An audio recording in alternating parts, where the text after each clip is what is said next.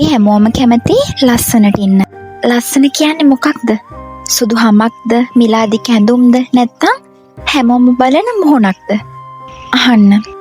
ලෝකේ ලස්සනම මිනිස්සු අතරේ පවා Taman ලස්සන නෑ කියලා හිතන අය ඉන්නවා. ඒ වගේම සාමාන්‍ය පෙනුමක් තිබුණත් හැමෝම ආදරය කරන, ගරු කරන, මතක තියාගන්න මිනිස්සුත් ඉන්නවා. වෙනස තියෙන්නේ පෙනුමේ නෙවෙයි.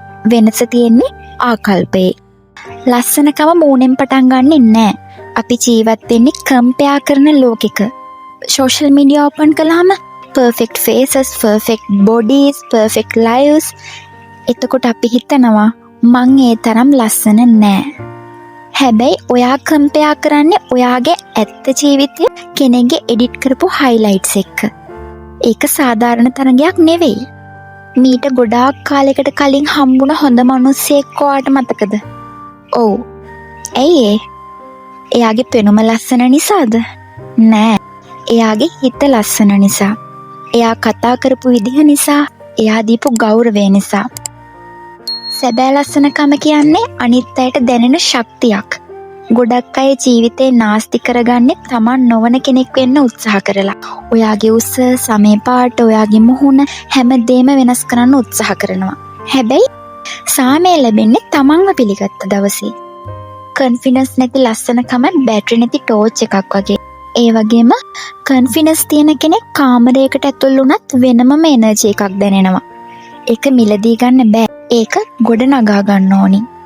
ලස්සන මිනිස්සු කරන දේවල් ටිකක් තියෙනවා. සිනාසෙනවා, ස්තුති කරනවා, අනිත් අයට ගරු කරනවා, Taman ගැන හොඳට හිතනවා, නෙගටිව් දේවල් අඩු කරනවා. ලස්සන මිනිස්සු කියන්නේ පර්ෆෙක්ට් මිනිස්සු නෙවෙයි, පොසිටිව් මිනිස්සු.